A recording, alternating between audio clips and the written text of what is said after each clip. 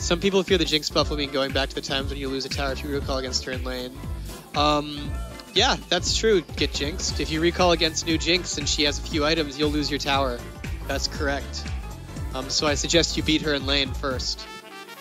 Like, honestly, that's the purpose of this buff, is we're saying, like, hey, what does Jinx do? She takes your objectives. She's not very safe, so if you're there, she's going to have a hard time doing it, but if you leave her alone and she's even, like, bad things are going to happen to you. That's kind of the point of this buff. Because, like, right now, like, after she lost long-range rockets, she didn't have much going for her.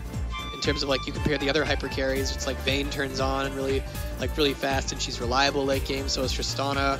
Kog'Maw, he gets one item and he can just solo anybody as long as he has, like, a support with him.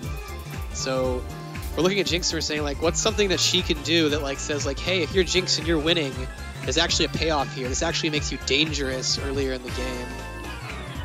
Because we found that just making hypercarries strong late game and weak early game is, like, not as effective as we'd like it to be, and in Jinx's case, she isn't even that strong late game because of how unsafe she is. So even if you do get ahead on Jinx, you're always still having to work for it in a way that you don't have to work for it with, like, a Kog'Maw or a Tristana. Well, not a Kog'Maw, like, or a Twitch or a Tristana or a Vayne.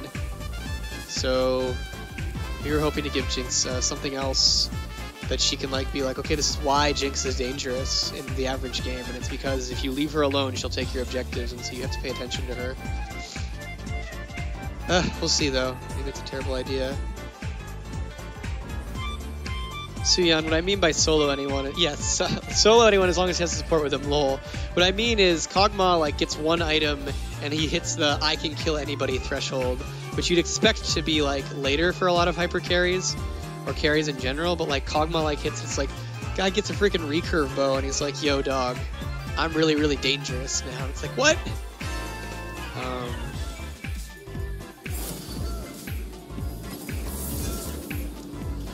What about a League of Legends Classic server? Oh god. It would take so much work to get League of Legends back to what it used to be, and no one wants Twisted Fate AoE stunning with gold cards. Yeah, ggEtJinxed, that's my biggest worry, is, like, how much do we have to nerf her to get her there? My hope is that not a lot. We've already nerfed her by, like, 5 AD, so we'll see where that puts her, and if she needs more nerfs, we'll follow up.